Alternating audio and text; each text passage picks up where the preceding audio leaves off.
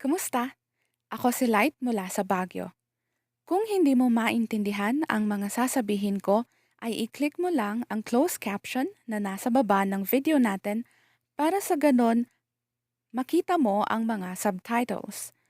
Meron tayong dalawang subtitles. Ang isa ay Filipino o kaya ay Tagalog at ang isa naman ay Ingles. Pero ang Ingles ay auto-translation na.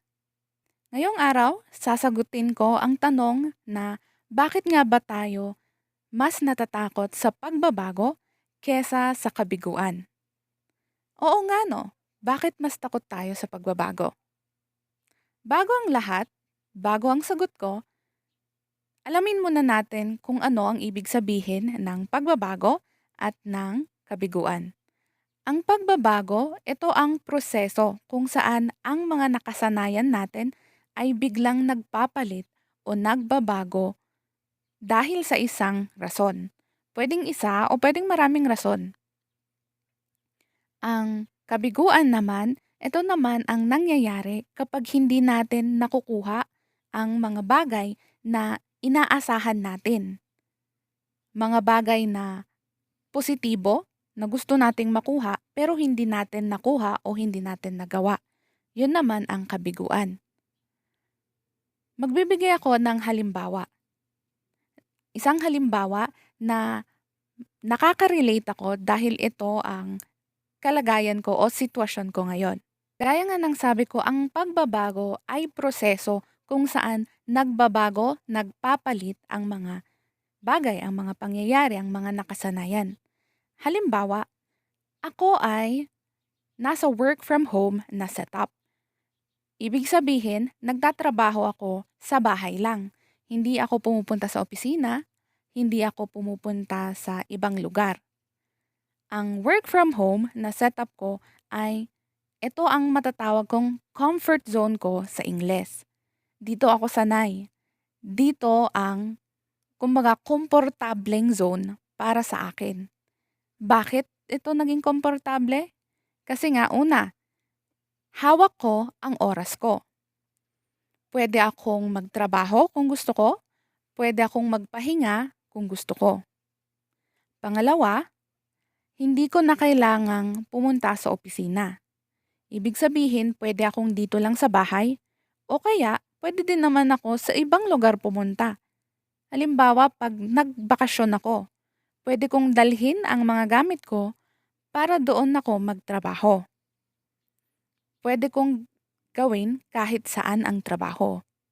At ang pangatlo, hindi ko na kailangang gumising ng maaga, pumila ng napakahaba para lang makarating sa pupuntahan ko at para makauwi. Kaya masasabi ko na ito ang aking komportableng zone. Ngayon naman, bakit ako natatakot sa pagbabago? Sabihin na natin na eto nga, nasanay ako sa ganitong trabaho. Tapos naisipan ko na lang bigla na bakit hindi ko subukang magtrabaho sa opisina? Bakit hindi ko subukan na magtrabaho para sa gobyerno? Yun ay iniisip ko pa lang na pagbabago. Pero ang dami-dami ko ng nagiging rason, kumbaga. Marami na akong mga paano kung ganito? Paano kung ganyan? Paano kung hindi ako bagay sa trabahong ito? At marami pang iba. Sabihin na natin na ang isa sa mga iniisip ko na paano ay paano kung mahirapan ako sa paggawa ng trabahong ito? At syempre marami pang paano ganito, paano ganyan. Doon pa lang takot na ako sa pagbabago. Kaya ang masasabi ko, takot ako o karamihan ng tao sa pagbabago kasi hindi na nila kontrolado yung mga pangyayari. Hindi na sila komportable dun sa pwede pang mangyari. Kung ako, syempre ang iisipin ko, kasi iba na yun. Hindi na ako komportable na magkaroon ng boss. Hindi na ako komportable na kailangang pumasok ng araw-araw. Hindi na rin ako komportable na makisalamuha sa sobrang daming tao. Kaya yun ang mga bagay na iniisip ko at bakit ako natatakot. Natatakot ako na hindi ko magampanan yung posisyon na binigay sa akin. Kaya ako takot sa pagbabago. Pero iniisip ko pa lang siya. Hindi ko pa siya ginagawa, takot na ako. Dito naman tayo sa kabiguan. Para sa akin naman, hindi ako ganun katakot sa kabiguan. Ang kabiguan kasi, ito yung alam mo na, kumbaga, pwede mo nang ikondisyon yung sarili mo sa mga mangyayari. Halimbawa, kapag nga nag-apply ka sa trabaho, dalawa lang ang pwedeng mangyari, ang pumasa ka at ang hindi ka pumasa. Ang kabiguan ay kapag hindi ka pumasa. Pero alam mo na nakasali yun sa mga pwedeng mangyari. At kapag hindi ka pumasa, pwede mo pa ring makontrol ang mga pangyayari. Sabihin na natin, kapag hindi ako pumasa, okay lang. Maghahanap na lang ako ng iba pang trabaho. Kapag hindi ako pumasa, okay lang. Pwede akong maghanap ng iba pang mga kumpanya. O pwedeng subukan ko na lang ulit pagkatapos ng ilang mga buwan at iba pa. Kumbaga, alam mo na yung pwede mong gawin kapag hindi yun nangyayari. Nakondisyon mo na yung sarili mo sa mangyayari na negatibo. Sa pagbabago, hindi mo siya makokontrol agad at syempre nakakatakot nga.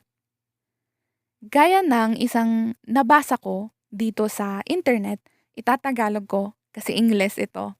Ang sabi niya, kapag dumating yung oras na marami kang naiisip na paano ganito, paano ganyan, at iba pa, marami pang mga paano-paano, kailangan mo daw tanungin ang sarili mo ng tanong na to. Ang pagiging komportable ba na pinanghahawakan ko ay higit na mas mahalaga o mas mataas kesa sa paglago na pwede kong makuha kapag ginawa ko ito? Kumbaga, kaya ko bang isakripisyo at kaya ko bang piliin yung komportableng zone ko kesa sa paglago na hindi ko na siguro makukuha kapag hindi ko ginawa?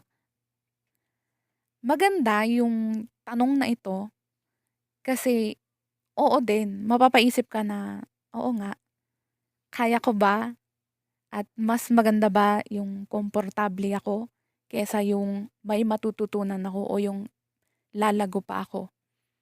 Siyempre, panghuli, para sa akin, talagang nakakatakot ang pagbabago. Kasi nga, unang rason, hindi natin kontrolado. Mahirap kontrolin ang pagbabago at hindi talaga ito nakokontrol. Pangalawa, natatakot tayo sa mga pwedeng mangyari, sa mga hindi natin hawak, hindi natin alam, hindi natin nakikita, at hindi natin sa kabuuan alam kung anong pwedeng mangyari. Yun yung mga rason kung bakit tayo takot sa pagbabago kesa sa kabiguan. Pero siyempre, hindi naman sa lahat ng bagay, natatakot tayo sa pagbabago. Iba-iba din yan ng sitwasyon. Kung pagbabago ba sa politika, siyempre mas gusto natin ng pagbabago, di ba? Ayaw natin ng kabiguan. Pero sa buhay, mas takot tayo sa pagbabago. At yun lang para sa video natin ngayong araw. Sana ay may naiwan tayong katanungan sa ating mga isip, mga utak. Bakit nga ba ako natatakot at dapat ba akong matakot sa pagbabago? Gaya ng dati, kung ikaw ay may katanungan, may suhestyon, may komento o ano pa man yan, i-comment mo lang ito sa baba ng video. At wag na wag kakalimutan ng mag-like, mag-share at mag-subscribe. Hanggang dito na lang sa susunod ulit at paalam!